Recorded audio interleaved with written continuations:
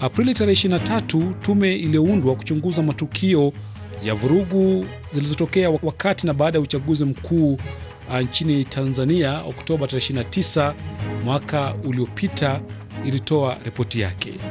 Kwa mujibu wa tume hiyo, watu zaidi ya 500 walipoteza maisha, maelfu walijeruhiwa, huku uharibifu wa mali wenye zaidi ya thamani za shilingi za Tanzania bilioni 125 pia ilitokea. Chanzo cha vurugu hizo zinaelezwa kuwa ni madai ya tume huru ya uchaguzi, changamoto za kiuchumi, ugumu wa maisha hasa miongoni mwa vijana, zikiwa ni miongoni mwa sababu zilizotolewa. Lakini chama kikuu cha upinzani nchini humo Chadema na kile cha ACT Wazalendo vyote vimekataa kutambua ripoti hiyo. Vinasema kwamba mchakato mzima haukuwa huru wala wa haki na vinataka uchunguzi huru na wa kimataifa. Je, ripoti hii imejibu maswali magumu kuhusu ukweli wa kilichotokea nchini Tanzania mwaka uliopita? Karibu kwenye makala ya Wimbi la Siasa. Mimi ni Victor Abuso. Kwanza ni ripoti ya mwandishi wetu Collins Okaka. Mwenyekiti wa tume hiyo, jaji mstaafu Mohamed Chande Othman, amesema kati ya watu hao 518 waliouawa, 490 walikuwa wanaume. Aidha, ameeleza kuwa uchunguzi wao umebaini kuwa vurugu hizo zilipangwa. Kilichotokea siku ya uchaguzi mkuu Oktoba 25 hayakuwa maandamano ya amani, bali yalikuwa ghasia zilizoambatana na matukio ya uvunjifu wa amani. Ghasia zilipangwa na kutekeleza siku iliyotangazwa kisheria kwa ni siku ya uchaguzi mkuu. Rais Samia Suluhu Hassan akipokea ripoti hiyo amevilaumu vyombo vya habari vya kimataifa na vya nje kupotosha kilichotokea wakati wa vurugu hizo. Wapo waliotumia matokeo ya Oktoba 2025 kutusimanga na kutunyoshea vidole. Hatukushangaa sana kwa sababu mitazamo ya wanadamu haifanani, na kulikuwa na upotoshaji mkubwa wa habari za tukio lilo uliofanywa na vyombo vya habari hususan vya nje ya nchi na vya kimataifa. Wakati tume hiyo ikipendekeza maridhiano ya kitaifa baada ya vurugu hizo, chama kikuu cha upinzani Chadema ambacho kiongozi wake Tundu Lissu angali amezuiliwa jela kwa tuhuma za uhaini kimesema haina imani na tume hiyo na matokeo yake. Na kuchambua ripoti hii kwa kina, tunaungana naye Thomas Kibwana. Yeye ni mchambuzi wa siasa za kimataifa, anaungana nasi akiwa Dar es Salaam. Karibu sana kwenye makala ya Wimbi la Siasa. Asante sana ndugu yangu. Na kutoka hapa Nairobi tunaungana naye Terostod Alenga, mchambuzi wa siasa za kimataifa na mtaalamu wa masuala ya utawala bora. Karibu sana kwenye makala ya Wimbi la Siasa. Asante sana Victor. Nianze nawe Kibwana, unaweza kusema kwamba ripoti hii kwa kiasi gani imeweza kuponya majeraha ya Watanzania baada ya kilichotokea mwaka uliopita? Kwanza, hii ni hatua ya mwanzo tu, kwa sababu baada ya hapa hatua inayofuata ni hatua ile ya tume ya maridhiano, na baada ya tume ya maridhiano ni mchakato wa katiba mpya. Kwa hiyo ndio sequence tuseme ya vitu vilivyopangwa kuelekea uponyaji. Kwa hiyo uponyaji sio jambo la siku moja tu au hatua moja tu, ni sequence za hatua mbalimbali. Na Alenga, nao pia umekuwa ukifuatilia kwa karibu ripoti hii na umekuwa ukifuatilia kwa karibu pia siasa za Tanzania. Unaweza kusema kwamba kile ambacho Watanzania wamekuwa wakikisubiri ripoti hii imeweka wazi? Hakuna jipya ambalo litarajiwa, manake shughuli ikiwa inafanywa na taasisi za kitaifa, huwa utapata kwamba kwa wakati mwingi mataifa mengi huwa yanachukua lawama labda ya maafa wakaitwika kwa wale ambao waliweza kupata yale maafa, na hivyo ndivyo ripoti hii kwa upana imeweza kufanya. Imeweza kuwaondoa lawamani wale askari ambao walitekeleza mauaji kwa mujibu wa filamu na picha za moja kwa moja ambazo watu wa ulimwengu mzima, si wa Tanzania tu, waliwahi kuziona na wakaona majeraha ambao watu walikuwa nayo. Lakini sasa hivi hiyo ripoti imeweza kupindua taswira na kuonyesha kwamba ni kama wananchi ndio walikuwa na lawama.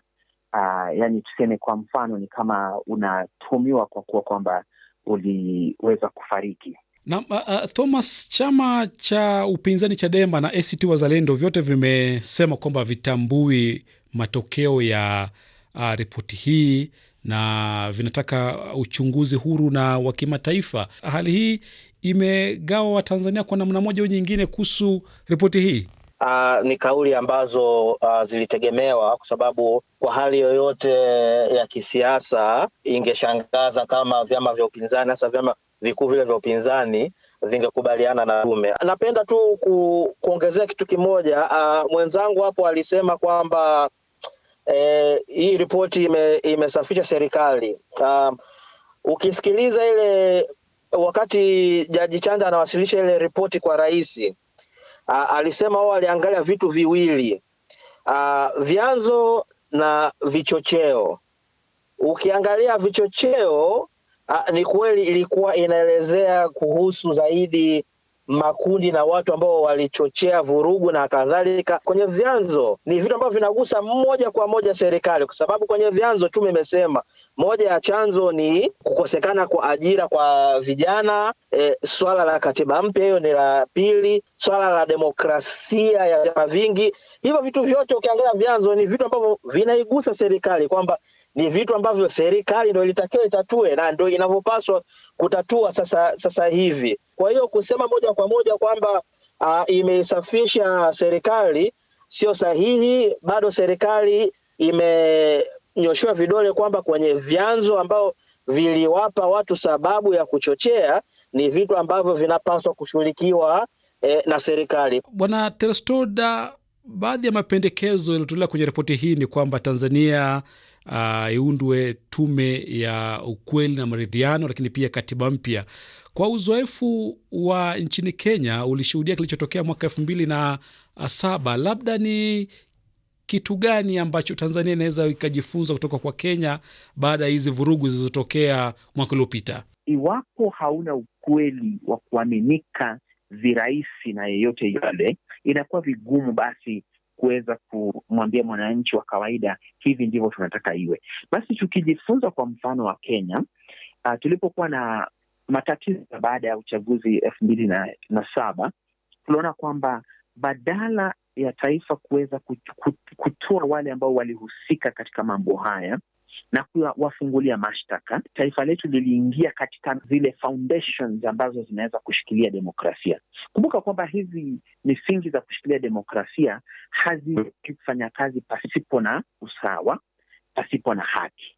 Basi sisi tuliingilia kuweza kutafuta katiba mpya, kuweza kubadilisha ile tume ambayo inasimamia uchaguzi, mabadiliko hapa na pale. Kwa kweli muda wetu umeyoma sana, lakini kwa sekunde chache tukimalizia, Bwana Kibwana, unaamini kwamba ipo siku majina ya watu ambao labda wanatuhumiwa kuhusika moja kwa moja na kilichotokea watatajwa na kufikishwa mahakamani ili haki itendeke?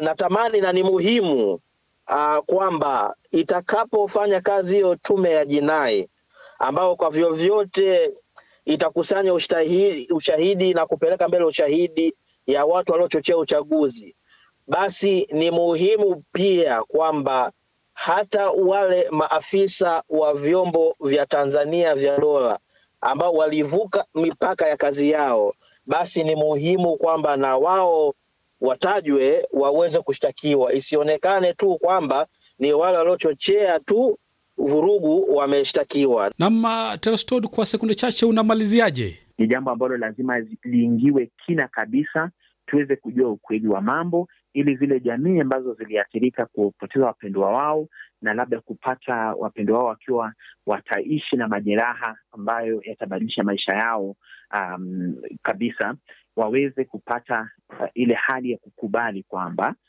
taifa limeelewa misiba yao, taifa limeelewa maumivu yao, na taifa liko tayari kuweza kujenga Tanzania mpya ambayo labda kila mwana Tanzania atajivunia kuwa Mtanzania, pasi kushurutishwa, kutishwa na labda kuwekwa katika hali ambayo lazima uwe kimya ndio uweze kuishi kuona kesho. Nam, asante sana Terosto Dalenga, mchambuzi wa siasa za kimataifa na mtaalamu wa maswala ya utawala bora, kwa muda wako ukiwa hapa Nairobi. Asante sana. Ni kushukuru pia Thomas Kibwana, mchambuzi wa siasa za kimataifa, kwa uchambuzi wako ukiwa jijini Dar es Salaam. Asante sana. Hadi wiki ijayo kwenye makala ya Wimbi la Siasa, mimi ni Victor Abuso, kwa heri.